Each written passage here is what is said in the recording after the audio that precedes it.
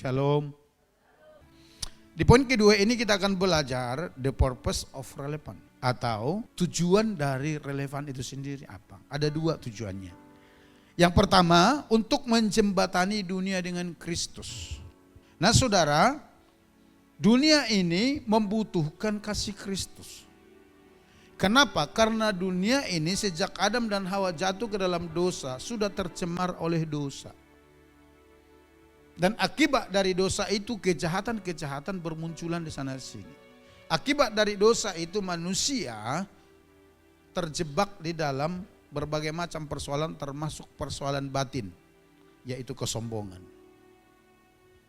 Nah, karena dunia membutuhkan kasih Kristus, kita yang telah menerima kasih Kristus dipanggil untuk menjembatani orang di sekeliling kita agar mereka juga mengalami kasih Kristus itu. Melalui apa? Melalui amanat agung. Setiap orang Kristen dipanggil untuk menjadi saksi Kristus kepada orang-orang yang ada di sekeliling kita. Melalui apa? Melalui kesaksian hidup kita. Kalau di dalam Kisah Rasul 1 ayat 8 dikatakan, tetapi kamu akan menerima kuasa kalau Roh Kudus turun ke atas kamu. Dan kamu akan menjadi saksiku di Yerusalem dan di seluruh Yudea dan Samaria dan sampai ke ujung bumi. Allah mengutus orang-orang percaya yang menerima Roh Kudus untuk menjadi saksi Kristus. Menjadi saksi Kristus di dalam hal apa? Melalui cara hidup mereka. Melalui cara hidup orang percaya, Tuhan mau orang percaya itu menjadi kesaksian bagi banyak orang. Karena firman Tuhan berkata, kitalah suratan Kristus yang hidup yang terbuka, yang bisa dibaca oleh semua orang. Sehingga Pak Wilani itu katakan demikian, kita orang percaya itu bisa disebut sebagai kitab ke-67. Kenapa kitab ke-67? Karena kitab orang Kristen itu 66. Perjanjian lama 39 kitab, perjanjian baru 27. Nah tetapi firman Tuhan berkata bahwa orang percaya adalah suratan Kristus yang hidup. Di dalam 2 Korintus pasal 3 ayat 2 sampai 3 dikatakan demikian. Kamu adalah surat pujian kami yang tertulis dalam hati kami dan yang dikenal dan yang dapat dibaca oleh semua orang. Ayat 3. Karena telah nyata bahwa kamu adalah surat Kristus. Siapa ini yang dimaksud? Orang percaya. Yang ditulis oleh pelayanan kami, ditulis bukan dengan tinta, tetapi dengan roh dari Allah yang hidup. Bukan pada loh-loh batu, melainkan pada loh-loh daging, yaitu di dalam hati manusia. Jadi dikatakan di sini Bapak Ibu perhatikan, bahwa kamu adalah surat Kristus yang terbuka, yang dapat dibaca oleh semua orang. Siapa itu? Orang percaya. Saudara dan saya adalah surat Kristus yang hidup. Saudara dan saya adalah firman Allah yang hidup, yang bisa dibaca dan dilihat oleh semua orang. Sehingga melalui kesaksian hidup kita, orang bisa terhubung dengan Tuhan. Itu maksudnya. Oleh karena itu Bapak Ibu, penting sekali bagi kita orang percaya menjaga kesaksian hidup kita. Di mana? Tentu di mana-mana kita berada. Sesuai dengan posisi dan tempat di mana Tuhan mempercayakan kita berada. Artinya begini, anak sekolah harus menjadi surat Kristus yang terbuka di sana. Melalui kehidupanmu, teman-temanmu di sekolah harus bisa melihat bahwa Kristus hidup di dalam engkau. Kalau saudara seorang pengusaha, melalui dunia usaha saudara, Tuhan mau bahwa orang-orang yang berhubungan dengan saudara dapat melihat bahwa Kristus hidup di dalam saudara. Saudara yang bekerja, apakah itu wira swasta ataupun ASN, Tuhan mau dimanapun saudara berada, di sana orang-orang di sekeliling saudara dapat melihat bahwa Kristus ada dan hidup dalam kehidupan saudara. Sehingga ketika mereka melihat, mereka akan berkata, oh ini dia. Karena dalam kehidupan orang ini ada Kristus. Kalau saya persempit Bapak Ibu, Tuhan mau melalui jemaat GBJ Sama Putu Sibau, melalui kesaksian hidupnya, perbuatannya, sikapnya, orang terhubung dengan Tuhan. Amin. Sebab tujuan relevan itu untuk membangun jembatan, untuk menghubungkan. Next, jembatan atau tembok. Nah saudara, apakah kehidupan kita menjadi jembatan atau tembok? Jembatan itu artinya kehidupan kita dibangun untuk menghubungkan dua tempat yang terpisah. Itu jembatan. Jembatan itu juga berbicara tentang menanggung beban. Karena ketika orang lewat dari atas jembatan itu sedang menanggung beban. Jembatan itu juga berbicara mengatasi jurang dan membuka jalan atau akses bagi banyak orang untuk melintas. Itu kita. Sedangkan tembok dibangun untuk memisahkan, membatasi dan menutup akses. Kristus datang untuk membawa orang kepada Bapa. Karena itulah tujuan relevan itu. Untuk membangun jembatan. Melalui kesaksian kita, melalui kehidupan kita, kita bisa menjadi jembatan bagi banyak orang. Tapi ketika kita tidak berfungsi menjadi penghubung, menjadi jembatan, ada kemungkinan kita akan menjadi tembok. Menjadi penghalang, menjadi pemisah. Menjadi penutup akses untuk orang datang kepada Tuhan. Saya pikir kita semua sepakat ini ya. Bahwa tembok itu membangun pembatas, pemisah, atau penutup. Sedangkan jembatan itu membangun akses.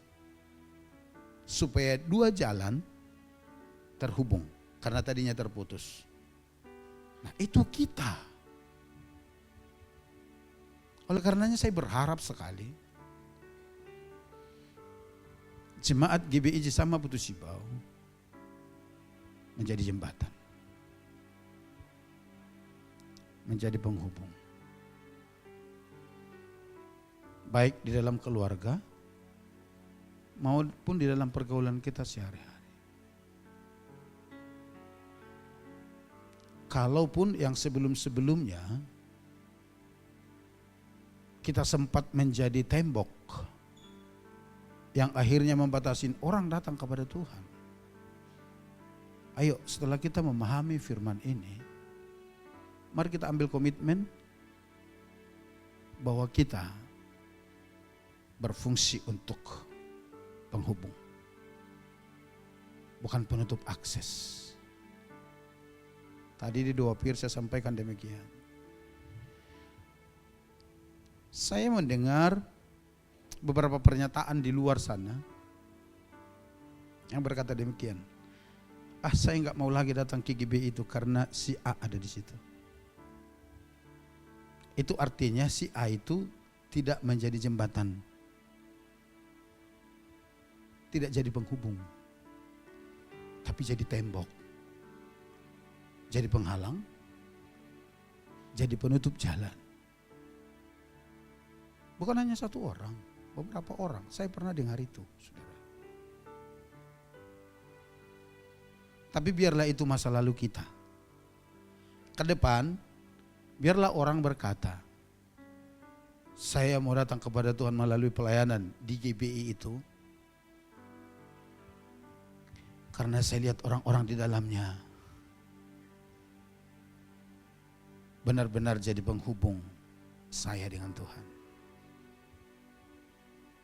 Amin saudara. Amin.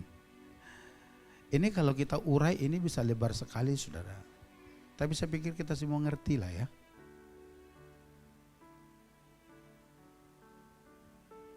Kalau saudara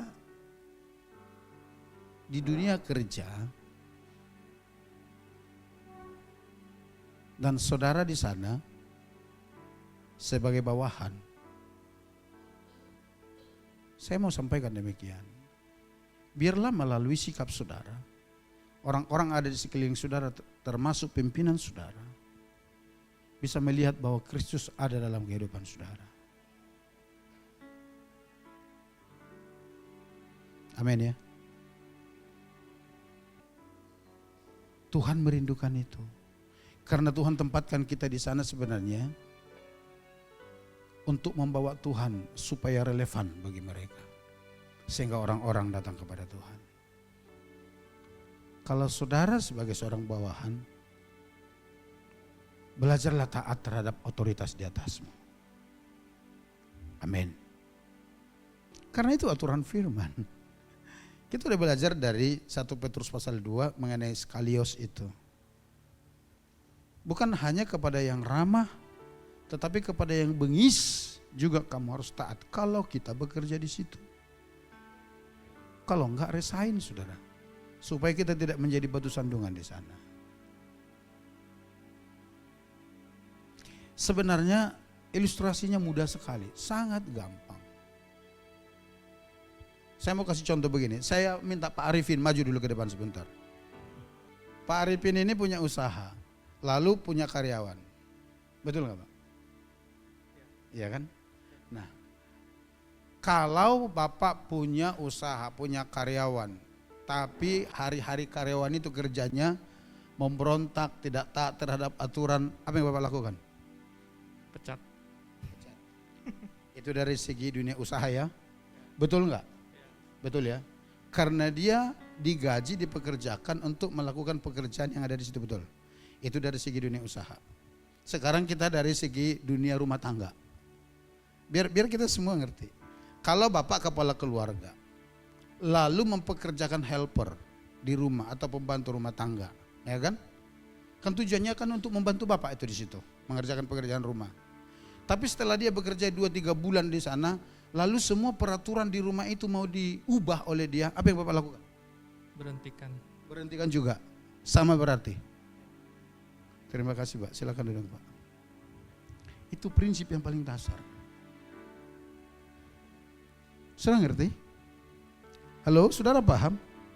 Saudara nggak bisa berkata, oh ini nggak sesuai dengan kebenaran. Betul, nggak sesuai. Tapi yang melamar kerja di situ Anda. Kalau saudara tahu peraturan di tempat itu nggak sesuai dengan kemauan saudara, jangan ngelamar di sana. Supaya saudara tidak berantem melulu di situ dan supaya saudara tidak jadi batu sandungan, ngerti nggak? Ngerti saudara?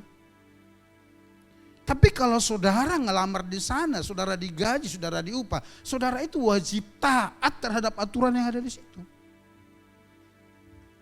Ngerti saudara prinsipnya? Itu yang firman Tuhan ajarkan kepada kita. Di dalam Kolose pasal 3 itu dikatakan, hai hamba-hamba taatilah Tuhanmu, bukan saja waktu di depan mereka. Bahkan waktu di belakang mereka, engkau harus melakukannya seperti untuk Tuhan. Ayat 24 dikatakan demikian. Sebab dari Tuhanlah engkau mendapatkan upah, karena dia adalah Tuhan yang kau layani. Amin. Itu kesaksian kita. Itu suratan Kristus dalam kehidupan kita yang bisa dibaca oleh semua orang. Tapi itu enggak sesuai dengan firman Pak. Ngomong baik-baik, kasih tahu. Pak, ini enggak sesuai dengan firman. Bertentangan iman saya dengan ini. Kalau dikatakan saya pimpinan di sini, saya yang bertanggung jawab, lakukan. Kalau enggak, saudara resign dari situ dan tidak perlu ribut. Amin. Kalau enggak, kita enggak menjadi kesaksian, saudara. Orang Kristen tidak menjadi saksi Kristus. Karena firman Tuhan mengajarkan kita bukan hanya kepada yang ramah, kepada yang bengis juga kita harus taat. Karena itu kesaksian kita. Halo? Boleh saya urai sedikit lagi saudara?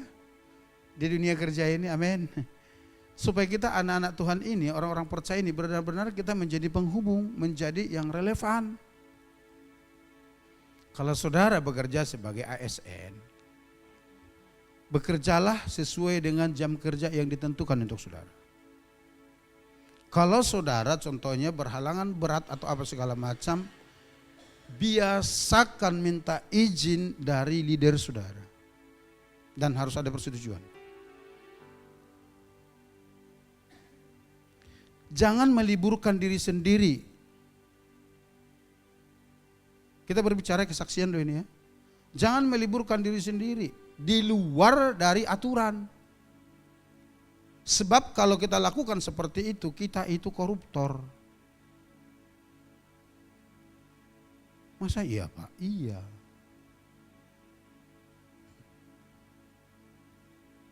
Saya kasih contoh begini. Kalau saudara seorang ASN atau PNS, gaji saudara 4 juta 1 bulan. Menurut Undang-Undang Ketenagakerjaan, hari kerja seseorang dalam 1 minggu itu minimal 42 jam. Minimal. Pengupahannya berdasarkan itu. Nanti boleh cek. Carilah di Google. Oleh karenanya, kalau saudara bekerja 7 jam dalam 1 hari, saudara wajib masuk dari Senin sampai Sabtu. Kalau saudara kerja 8 jam, dikasih bonus 2 jamnya, saudara bisa bekerja dari Senin sampai Jumat. Karena 8 kali 5, 40. Minimal 40 jam. Kalau hari kerja kita dalam 1 bulan, katakanlah biar mudah menghitungnya, 20 hari kerja punya gaji 4 juta, berarti kalau dibagi itu berapa 1 hari? Berapa 1 hari Bapak Ibu? 200 ribu, betul ya? Karena 2 kali 2 4 juta, 200 ribu. Kalau saudara punya gaji 200 ribu 1 hari, itu dibagi jam kerja saudara. Kalau saudara kerja dari Senin sampai Sabtu berarti 7 jam, berarti 200 bagi 7, berapa itu? 220 ribu sekian ya? Enggak sampai 30 ribu kan? Kalau 30 ribu kali 7, berarti kan 210. Berarti 20 ribu sekian lah. Artinya begini, kalau saudara dalam 1 hari itu hanya masuk kantor, hanya kerja tanpa izin dari pimpinan dan tidak di ACC permohonan saudara, saudara hanya kerja masuk 3 jam, berarti 4 jam saudara tidak masuk, 4 kali 20 ribu sekian. Saudara seharusnya enggak mau terima gaji itu. Kalau saudara terima itu dan saudara diam-diam, saudara koruptor loh. Karena enggak mungkin pemerintah menggaji saudara, saudara cuma 2 jam ada di kantor. Lalu 1 bulan saudara terima sekian, enggak mungkin. Boleh tanya. Enggak mungkin. Ini kita berbicara kesaksian loh saudara ya. Ini kita berbicara mengenai saksi Kristus. Suratan Kristus yang bisa dibaca semua orang. Daniel memberikan contoh yang sangat baik di dalam Alkitab untuk kita. Dikatakan di sana demikian, semua teman-temannya iri dengan dia karena dari segi cara kerja Daniel tidak ditemukan sedikit pun celah untuk menjatuhkan Daniel. Itu kata kitab Daniel. Kalau saya menerjemahkannya begini, kalau jam kantornya jam 8, setengah 8 Daniel sudah di sana. Dan bekerja dengan sangat baik dan maksimal. Kalau jam 4 kantornya tutup, setengah 5 dia baru pulang dari kantor. Semua diselesaikan dengan begitu rapi. Sehingga ketika orang mau mencela dia, orang-orangnya berkata, oh ini Daniel. Enggak bisa, itu kata Alkitab. Excellent dia bekerja. Apalagi meliburkan diri sendiri, saudara. Tidak izin, tidak dapat ACC dari bos, tapi saudara sampai libur sampai 1 minggu, seharusnya gaji 1 minggu itu saudara kembalikan. Karena saya enggak masuk sekian hari gitu loh. Saya ngerti? Sekali lagi ini kesaksian orang percaya. Ini kita berbicara suratan Kristus yang hidup yang bisa dibaca semua orang. Jadi jangan berbangga, jangan bilang begini, saya enggak masuk itu boleh-boleh aja, enteng-enteng aja saya. Di mata Tuhan saudara sedang korupsi. Dan itu yang membuat kita tidak menjadi suratan Kristus yang hidup yang bisa dibaca semua orang. Nanti orang di sana akan berkata demikian, apa itu? Baru juga jam 2, udah pulang dari kantor. Kabur lagi. Apa itu? Udah berhari-hari gak masuk kantor. Gak ada izinnya apa segala macam.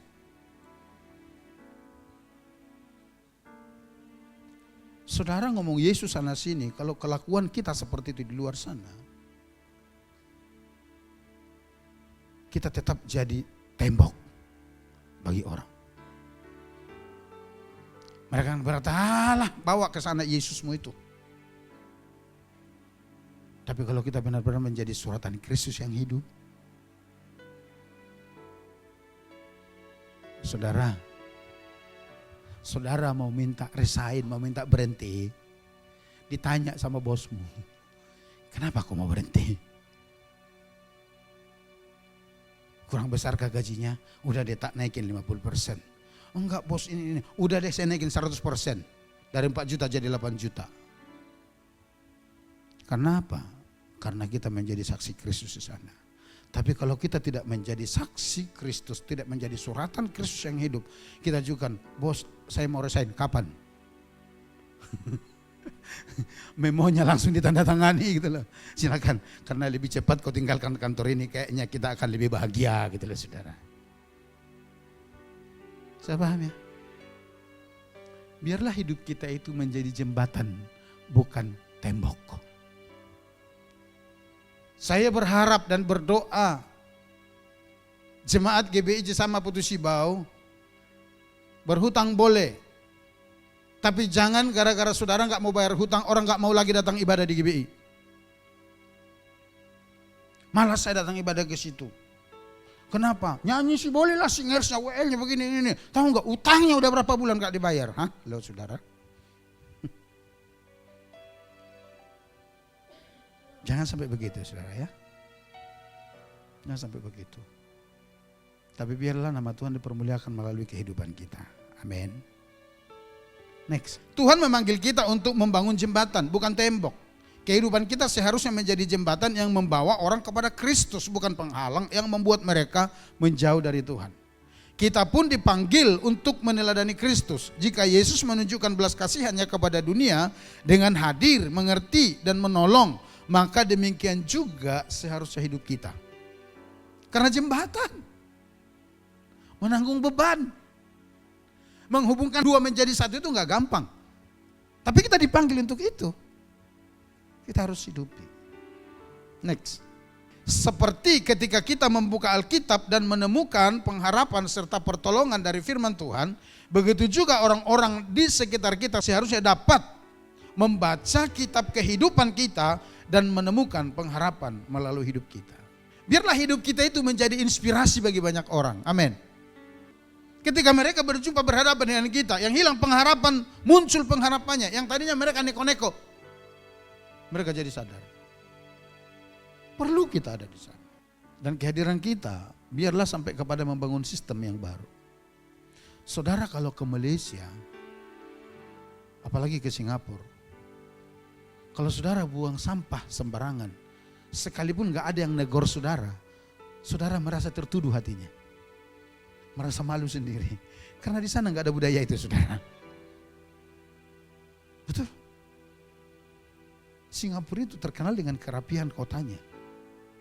Kalau saudara tiba-tiba buang sampah sembarangan, nanti orang lain lihatin saudara, saudara akan malu sendiri, ambil lagi kantongin sampahnya, nunggu ada tong sampah.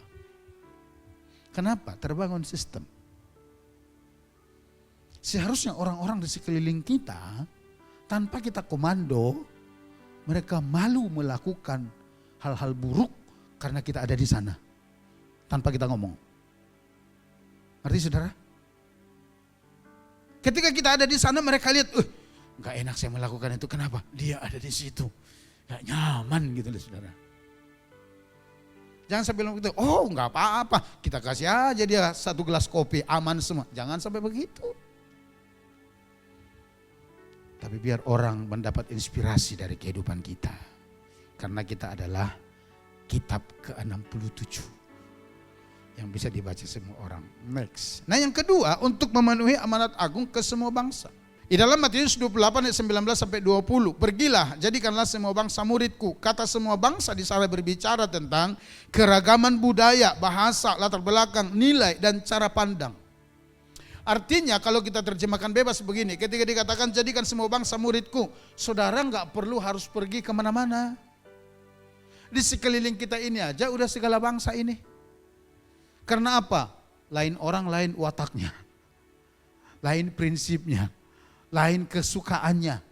Betul nggak saudara? Nah, semua bangsa itu berbicara perbedaan. Jadi sebenarnya semua bangsa itu ada di sekeliling kita yang harus kita jembatani, kita bawa kepada Kristus. Setiap orang yang kita temui punya perbedaan dalam cara berpikir, berkomunikasi, dan cara memahami hidup. Itu orang di sekeliling kita. Saya mau beritahu kepada Bapak Ibu, gak usah kita berbeda rumah tangga keluarga. Anak kembar aja prinsipnya beda. Betul gak? Boleh face-nya mirip-mirip, tapi prinsipnya tetap berbeda. Nah, orang-orang yang berbeda prinsip ini perlu dijembatani, dibawa kepada Tuhan. Next. Budaya, teknologi, dan nilai sosial bergerak dinamis dari generasi ke generasi. Apa yang relevan bagi generasi sebelumnya bisa terasa asing bagi generasi berikutnya. Itu berbicara semua bangsa karena perbedaan. Kenapa kita mesti relevan dan menjadi penghubung? Karena perbedaan budaya, teknologi, dan nilai sosial yang bergerak dinamis. Jadi untuk menjangkau sesuatu itu nggak bisa kita terapkan satu metode. Nggak bisa. Saya harus akui, mungkin sama Frankie ini main gadget saya kalah. Betul, sekalipun dia masih SMP. Karena apa? Beda generasi. Saya old generation, atau bisa disebut sekarang baby boomers. Sedangkan dia mungkin udah masuk ke apa ini? Masuk ke alfa kah apa ini? Sangat berbeda. Di zaman saya, saudara, cinta-cintaan itu pakai surat. Kirim surat. Bikin pantun di sana. Makanya ketika baca kalimat-kalimat tertentu yang sangat menyentuh, digaris bawahi. Lalu suratnya dilipat lagi bagus, masukin apa? Taruh di bawah bantal. Sekarang saudara nggak temukan begitu. Bahkan nggak perlu ketik WA, langsung video call. Old generation tidak bisa berkata begini, oh enggak, pacaran itu harus kirim surat. Udah nggak ada perangko. Udah nggak nyambung dengan era sekarang. Ngerti nggak saudara? Nah, untuk menjangkau generasi sekarang, diperlukan metode yang relevan saat ini. Gitu maksudnya. Jadi kita tidak bisa bertahan. Ini benar-benar kita sebagai gereja Tuhan harus bisa melihat ini. Waktu saya tahun lalu ada di Jakarta dikatakan demikian. Kalau Anda tidak bisa membaca perubahan dan mengikuti perubahan, mengakomodir perubahan, saudara akan digilas oleh perubahan. Saya benar betul juga. Kita nggak bisa bertahan dengan cara yang lama itu. Perlu paradigma baru supaya kita relevan dengan generasi ini.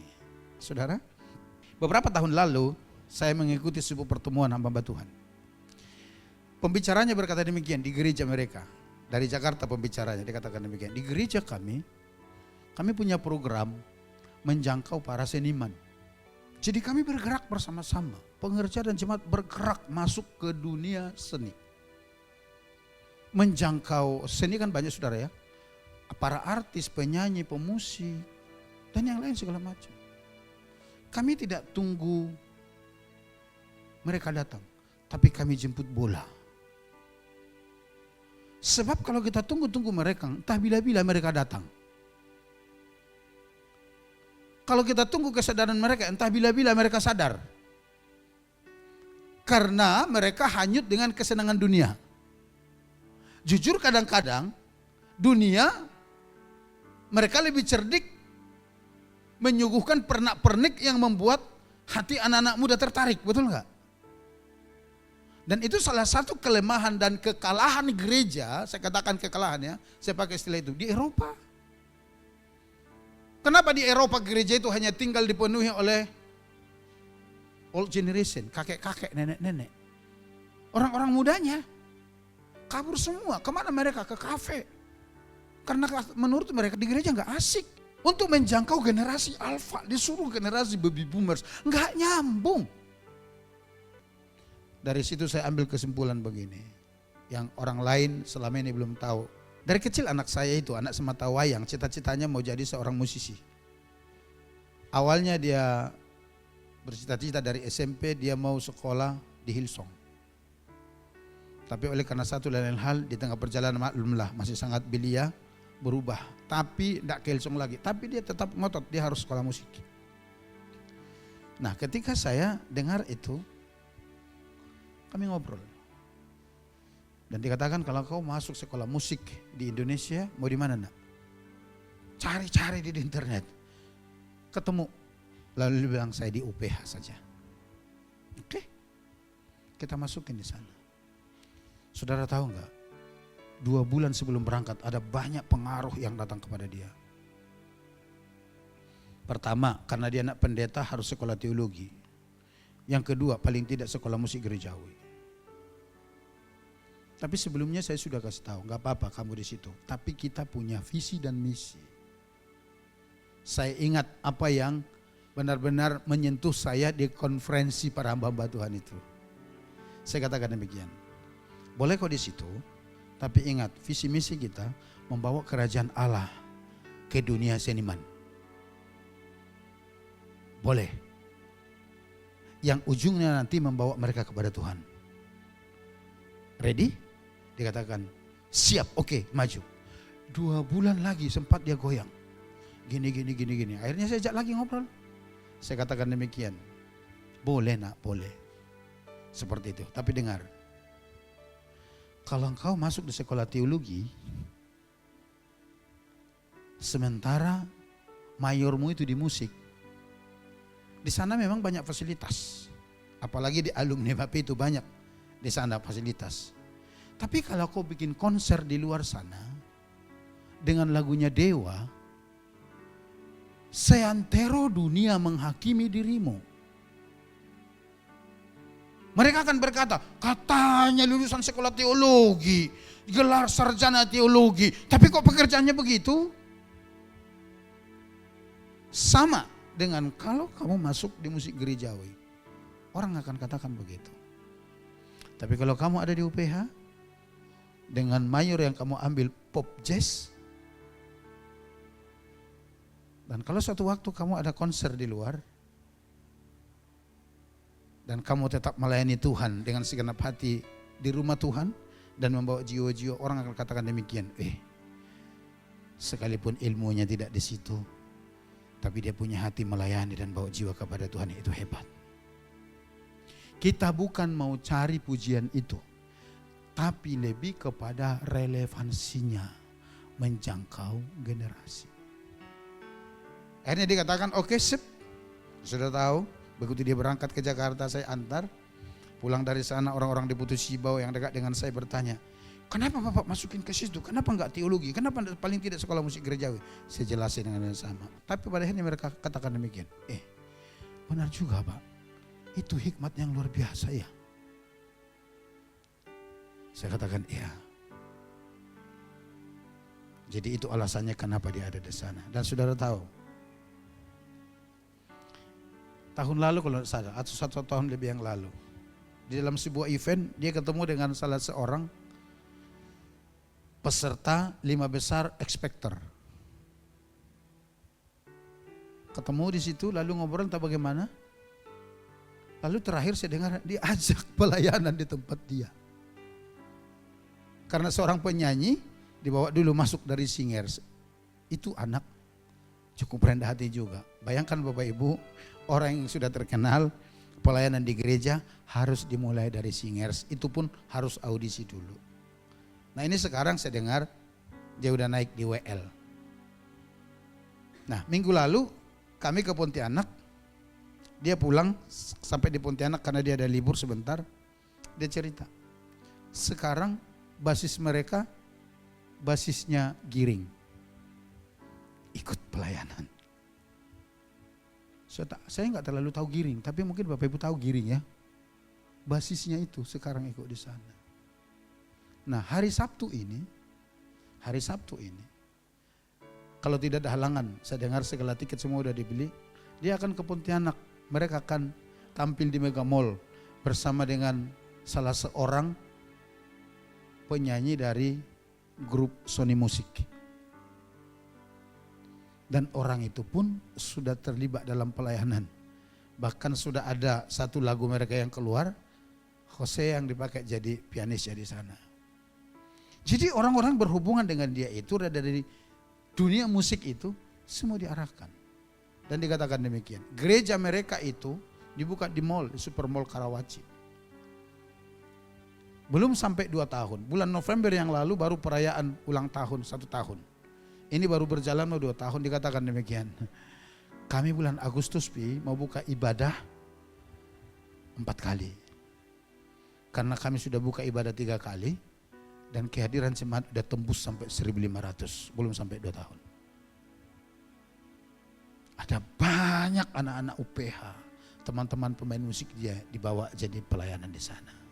Karena apa? Relevan. Dan saya mau katakan, kalau itu bisa ada di sana, di sini juga tentunya bisa. Amin, saudara. Amin. Tadi di doa Pir saya katakan demikian, jangan batasin orang. Jangan. Ketika ada jiwa, kita harus menjadi orang yang relevan ke sana membawa mereka kepada Tuhan. Enggak peduli status orang itu seperti apa. Apakah dia pejabat, apakah dia orang terpinggirkan. Apakah orang itu menjadi public figure atau orang enggak pernah diingat masyarakat sama sekali.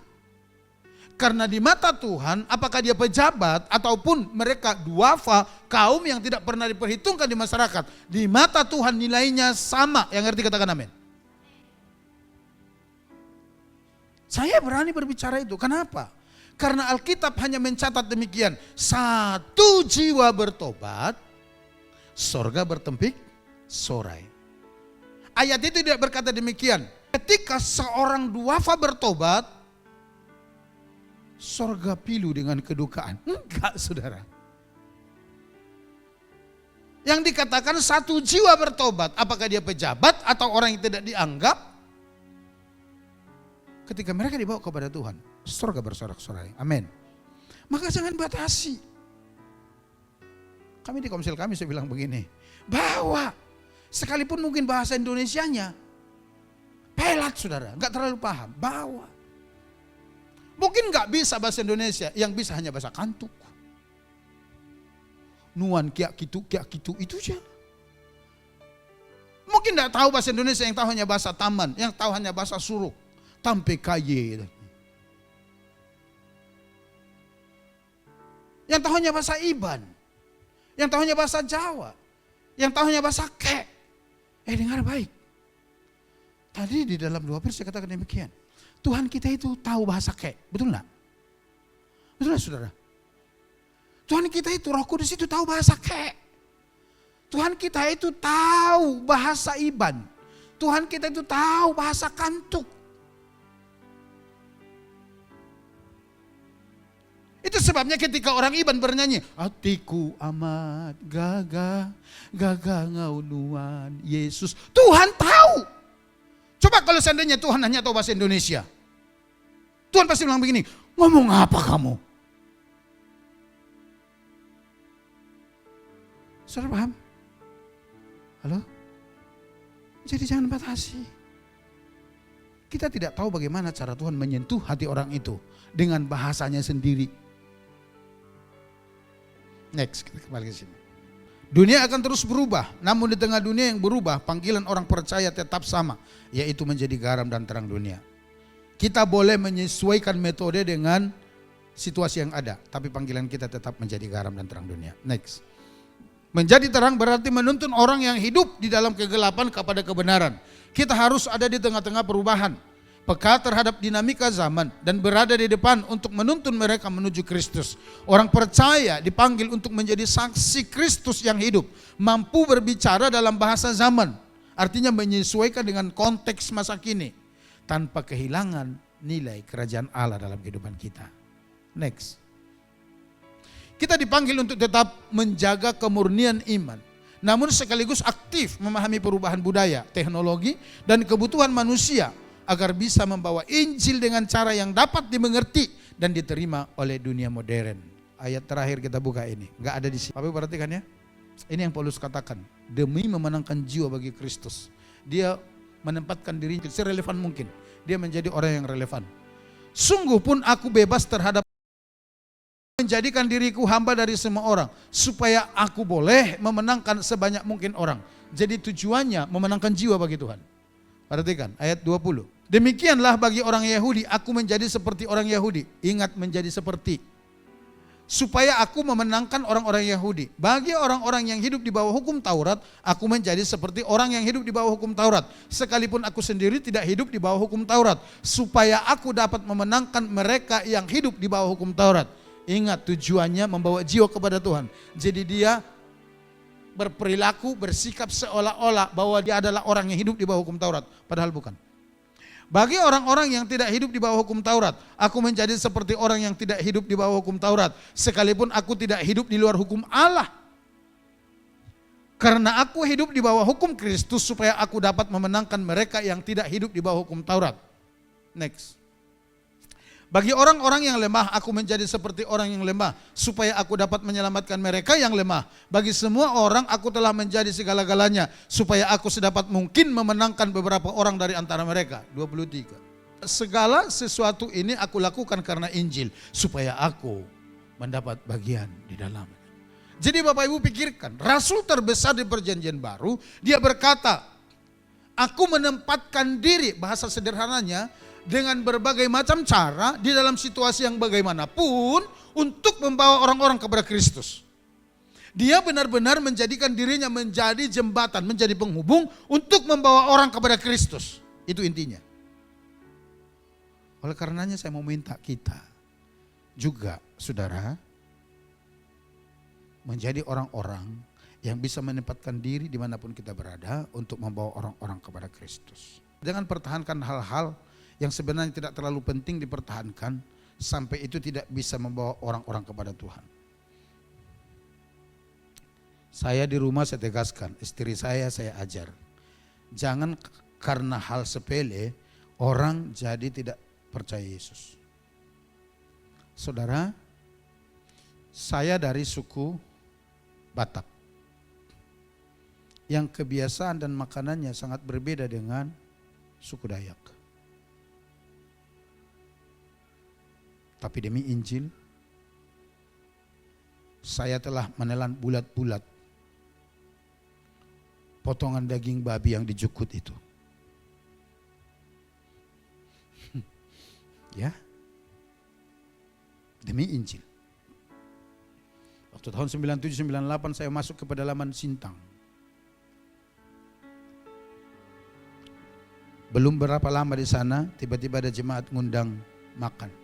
Saya diajak oleh kepala desa sekaligus bapak angkat saya waktu itu di sana. Dikatakan, nak, nanti malam ada jemaat yang undang makan. Maukah ke sana? Saya bilang, siap Pak, kami pergi. Tapi sebelumnya kakak-kakak tingkat saya udah berkata demikian. Ada makanan di sana yang sangat aneh, apa itu? Daging dibusukin. Jalanlah kami menuju rumah itu. Saudara tahu? Belum sampai, masih jauh dari halaman rumah itu. Waduh, hadiratnya sudah di mana-mana, saudara. Betul. Kalau mama mertua saya bikin cukut, itu enggak ada bau busuknya. Tapi itu bikin di sini, masak di sini, di ain kecium. Dan itu perkenalan pertama saya. Dalam hatiku, oh Tuhan, mungkin inilah cawan itu. Ya. Kami masuk betul. Kami naik ke rumahnya, disuguhkanlah makanan. Saya ingat betul, nggak bisa lupa dari memori saya, karena itu pengalaman pertama bagi saya. Disuguhkanlah nasi panas sama rebung asam. Rebung yang sudah dijemur itu ya. Dan juga jukut yang baunya tembus sampai ke langit tingkat ketiga. Potongannya besar-besar Bapak Ibu. Ya, tapi saya nggak mau hanya gara-gara jukut ini nanti Injil tertolak. Saya ambil nasi, saya ambil sayur rebungnya. Terus saya ambil 2-3 potong daging yang besar-besar yang wanginya itu aduhai. Saudara tahu, Begitu selesai doa, amin, saya makan. Karena saya nggak mau lama-lama baunya itu di mulut saya tidak kunyah. Begitu masuk nasi, masuk dagingnya, saya ambil air, saya telan sampai keluar air mata. Nelannya, saya nggak kunyah. Betul. Sehingga nggak lama habislah jukut itu. Muncullah masalah baru. Mereka pikir saya suka, senang. Langsung dicedok. Lebih banyak lagi dituang di piring saya. Oh Tuhan, muncul persoalan baru. Tapi kembali saya ingat, dalam hati saya nggak mau hanya gara-gara ini Injil tertolak. Saya habisin dengan penuh pergumulan, Bapak Ibu. Berita baiknya, sejak saat itu sampai sekarang, saya ketagihan makan daging cukut yang begitu, saudara. Saya jadi ketagihan, saya jadi senang. Apapun itu. Di sana saya diperkenalkan dengan daging kodok yang hanya di sup. Saudara kenal kodok? Tahu katak ya? Kalau kita makan daging katak di Pontianak, suike enak. Udah dikulitin semua segala macam, dimasak kecap atau digoreng, enak. Saya pagi-pagi digedor pintu. Pak, ada berkat. Berkat apa, Pak? Ya tadi malam kami cari kodoknya besar-besar, saudara. Dibawa di mangkok besar, di cangkir besar. Karena kebetulan beliau seorang guru, tidak jauh dari tempat saya. Jadi sambil lalu mereka bawa. Ada Pak, ya semoga Bapak senang, suka dimakan ya Pak. Iya Pak, dengan senang hati pikir berkat. Sudah tahu, itu kodoknya enggak dikulitin, cuma dipotong dua sama kepalanya. Begitu saya muka. Betul loh. Saya makan juga, saudara. Karena apa? Demi Injil Kristus.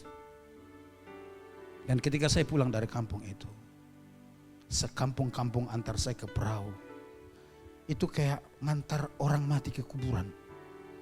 Nangis semuanya. Dan menurut cerita mereka, di era saya lah di sana, gereja penuh-penuh ibadahnya. Karena apa? Relevan dengan budaya setempat. Saya tidak perlu harus menjadi orang Dayak untuk memakan daging kodok yang direbus itu dan untuk makan daging jukut itu. Saya tetap orang Batak, tetapi saya bisa menyesuaikan diri di sana. Itu yang Paulus maksud, supaya Kristus dimuliakan. Amin, saudara. Jadi jangan hanya karena makan, oh saya enggak, saya udah begini, saya enggak. Pikirkan keselamatan orang. Amin. Amin. Karena semua akan berlalu. Karena melalui itu kita bisa bawa jiwa kepada Tuhan. Yang mau katakan amin.